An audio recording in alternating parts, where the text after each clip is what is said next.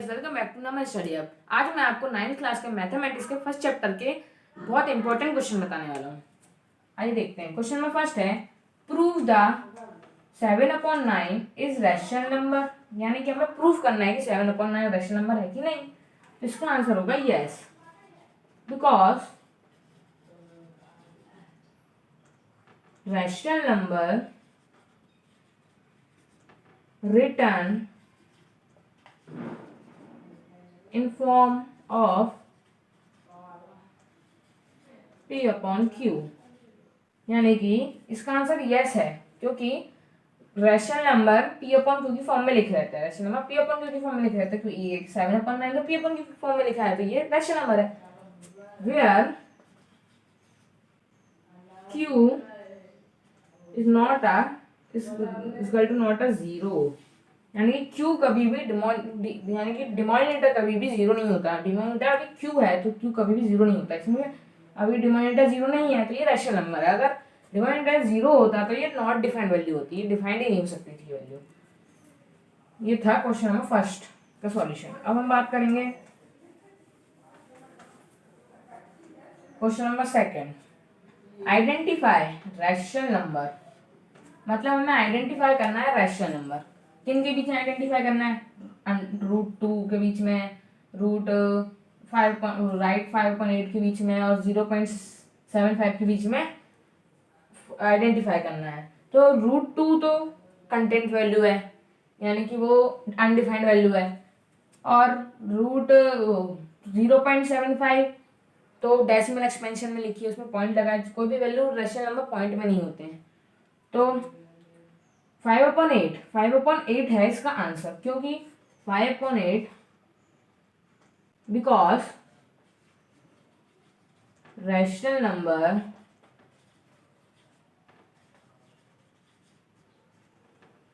in written form of P/Q, क्योंकि rational number P/Q की form में लिखे रहते हैं। 5/8 P/Q की फॉर्म में लिखा हुआ है। Where Q is not equal to a zero. यानी Q कभी भी जीरो नहीं होता, क्योंकि 8 अभी जीरो नहीं है, तो ये रैशनल नंबर है। अब हम बात करेंगे क्वेश्चन नंबर थर्ड की। Find decimal expansion 1/4। मतलब हमें डेसिमल एक्सपेंशन फाइंड करना है 1/4 के बीच में। तो इसकी एक शॉर्ट ट्रिक है, हमें 4 का 1 में डिवाइड देना है। तो 4 का 1 में डिवाइड देने के लिए 4 के टेबल में 1 तो आता नहीं है, तो हम 0 लगा के पॉइंट लगा सकते हैं, फिर यहाँ 0 लग जाएगा। अब 4 के टेबल में 10 आता नहीं है, तो उससे कम ले सकते हैं या फिर वही नंबर ले सकते हैं। तो 4 2 8 ले सकते हैं हम, तो आएगा 2। फिर 0 लग जाएगा, क्योंकि 4 के टेबल में 2 आता नहीं है। अब 20 आता है 4 के टेबल में? हाँ आता है। 4 5 20 हो जाएगा, तो ये वैल्यू हो जाएगी सॉल्व। अब 1/4 की वैल्यू क्या आई है? 1/4 की वैल्यू आई है 0.25। 0.25 इसकी वैल्यू आई है, यानी कि टर्मिनेटिंग वैल्यू है। टर्मिनेटिंग वैल्यू इसका आंसर हो गया। यानी कि टर्मिनेटिंग जो वैल्यू होती है, अब जैसे कि अब ये सॉल्व हो गई है वैल्यू, ये सॉल्व वैल्यू हो गई। अगर यहाँ पे 0 लगा के 2 2 2 2 2 यहाँ इन्फिनाइट तक लगा रहता तो ये सॉल्व नहीं हो सकती, ये तो वही नंबर आता जा रहा है। ये सॉल्व हो चुकी है वैल्यू, ये था टर्मिनेटिंग। अब हम बात करेंगे क्वेश्चन नंबर फोर्थ की। क्वेश्चन नंबर फोर्थ है, फाइंड डेसिमल एक्सपेंशन 2/3। आप सोच रहे होंगे अभी तो यही फाइंड किया था 1/4, तो 2/3 भी सेम होगा। पर अभी देखो ट्विस्ट क्या होता है। तो हमें फिर से फाइंड करना है 2/3। उसकी भी सिंपल तरीके जो अभी बताई थी, उसको भी हम ऐसे कर सकते हैं। 3 से 2 को डिवाइड देना है, तो 3 के टेबल में 2 तो आता नहीं है, तो हम 0 लगा के पॉइंट लगा सकते हैं। फिर यहाँ 0 लगा देंगे। अब 3 के टेबल में 20 आता नहीं है, तो उससे कम लेंगे। 9 12 15 18 3 6 18 ले सकते हैं। अब 18 में से 20 में से 18 गया तो 2 बचा। अब हम फिर से ले सकते हैं, 6 ले सकते हैं इसमें, फिर 0 लगा के 6 ले सकते हैं, फिर 18 आ जाएगा। यानी कि ये वैल्यू सॉल्व होती जा रही है। फिर से 2 बचेगा, फिर 0 लगाएंगे, फिर 6 लगाएंगे, फिर 18 आ जाएगा। फिर यहाँ से 3 से फिर डिवाइड दे रहे हैं, फिर यहाँ 2 बचेगा, फिर यहाँ 6 लगा के 0 मतलब 0 लगा के 6 लगा देंगे, तो 18 टाइम हो जाएगा, फिर 2 हो जाएगा। मतलब ये वैल्यू सॉल्व होती जा रही है, ये वैल्यू सॉल्व होती जा रही है। यानी कि अब ये सॉल्व होती जा रही है, मतलब अभी मैंने बताया था कि कोई भी वैल्यू सॉल्व होती है 6 यानी कि ये इन्फिनिट सॉल्व होती जा रही है। इसे एक नॉट डिफाइंड वैल्यू है ये, मतलब सॉल्व हो ही नहीं सकती कभी, क्योंकि ये नंबर हमेशा सॉल्व होता जा रहा है। 6 आ रहा है, 6 आता ही जा रहा है, तो ये सॉल्व नहीं हो सकती ये वैल्यू। तो ये हो गई हमारी, मतलब हमारी क्या इसकी 2.2/3 की वैल्यू आई है 0.6666।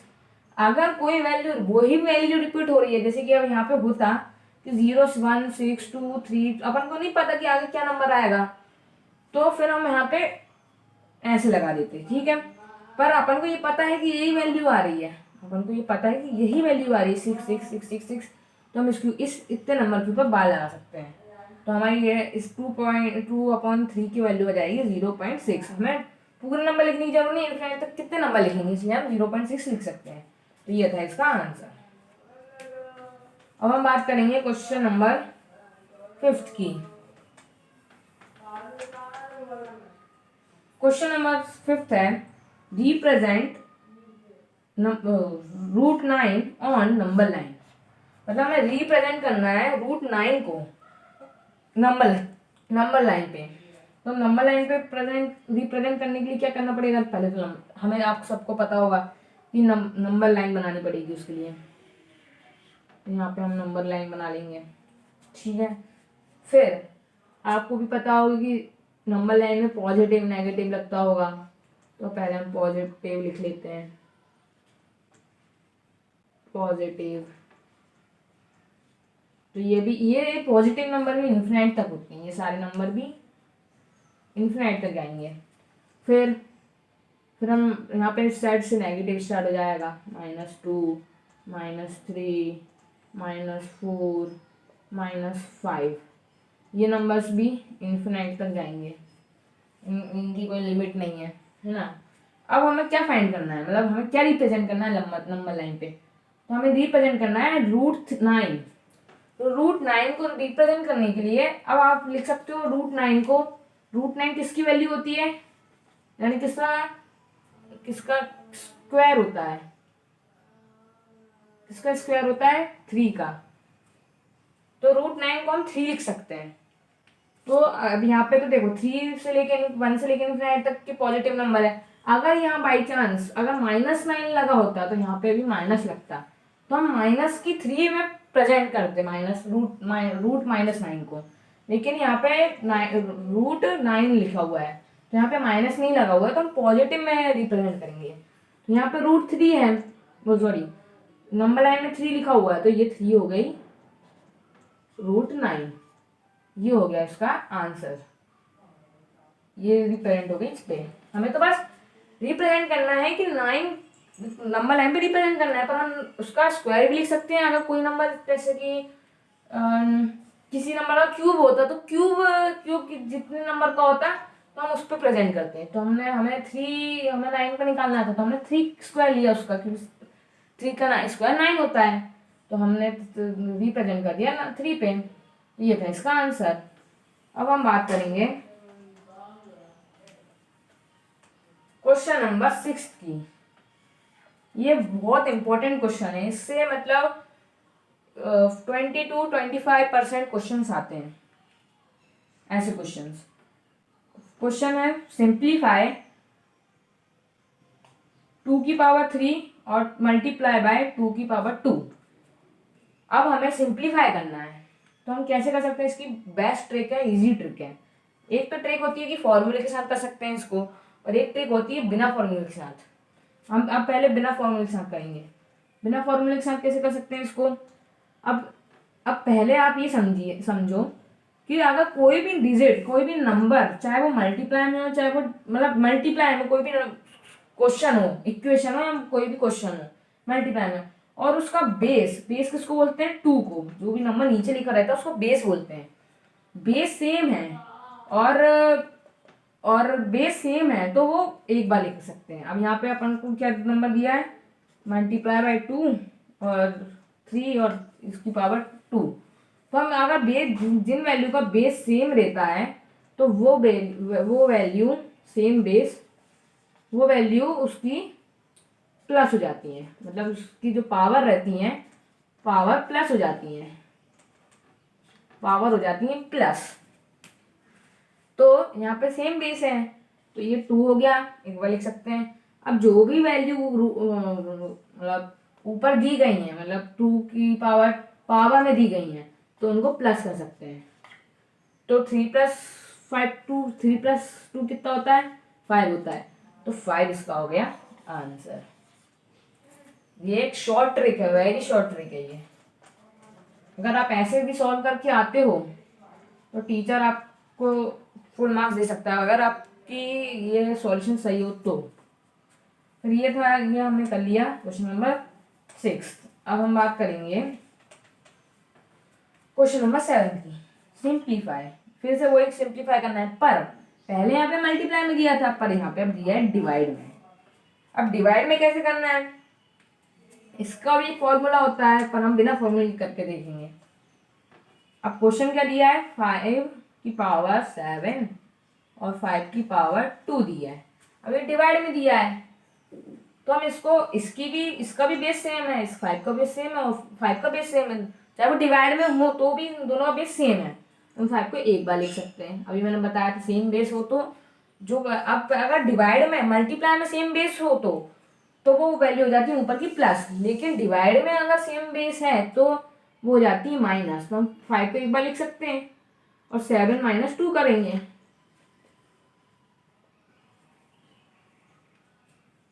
तो अब बचेगा कितना, 7 माइनस 2 कितना होता है, 3 4 5 6 7 5 होता है। तो उसकी वैल्यू हो जाएगी 5। अच्छे से लिख देते हैं।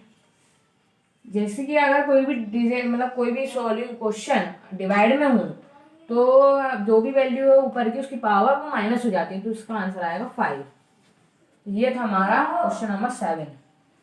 अब हम बात करेंगे क्वेश्चन नंबर 8 की। उसमें क्या पूछा गया है, ये भी इंपॉर्टेंट क्वेश्चन है, इससे भी क्वेश्चन आते हैं।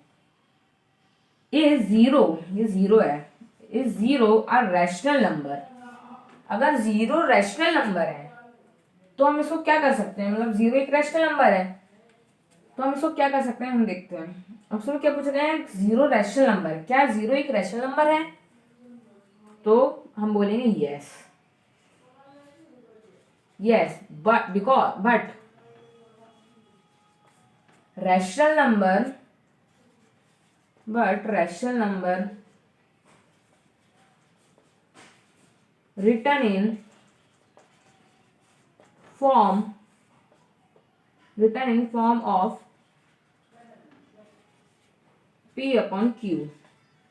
लेकिन जो भी रैशनल नंबर होते हैं वो p अपॉन क्यू की फॉर्म में लिखे रहते हैं, जैसे कि 5/8 हो गया ना, 2/3 हो गया, ये रैशनल नंबर है क्योंकि ये p अपॉन क्यू की फॉर्म में लिखे हुए हैं।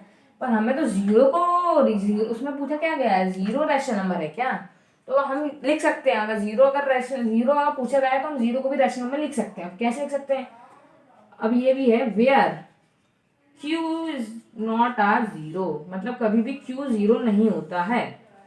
तो हम जीरो को, क्यू हमें जीरो नहीं, हम क्यू को डिनोमिनेटर को हम जीरो नहीं लिख सकते, तो हम इसको लिख सकते हैं 0/1, ठीक है, 0/2 लिख सकते हैं, 0/3 लिख सकते हैं, 0/16 भी लिख सकते हैं, कोई भी यही नंबर लिख सकते हैं, पर उनका डिनोमिनेटर कभी भी जीरो नहीं होता। अगर इनका डिनोमिनेटर जीरो है तो ये नॉट डिफाइंड वैल्यू हो गई। अगर मान लो अगर 0/1, तो जीरो को हम टेबल नहीं पढ़ते, जीरो का टेबल पढ़ेंगे तो 0/1 का 0, 0/2 का 0, तो जीरो का टेबल पढ़ेंगे जीरो ही आएगा, पूरी वैल्यू सारी जीरो आएंगी। तो जीरो जो भी, मतलब 0/1 अगर किसी क्वेश्चन का आंसर आता है तो वो नॉट डिफाइंड वैल्यू है, नॉट डिफाइंड वैल्यू। हम इसको हम डिफाइन नहीं कर सकते, अनसॉल्व वैल्यू है। तो ये थे हमारे आज के इम्पोर्टेंट क्वेश्चन। अगर आपको ऐसे ऐसे इम्पोर्टेंट क्वेश्चन और चाहिए तो चैनल को सब्सक्राइब करें।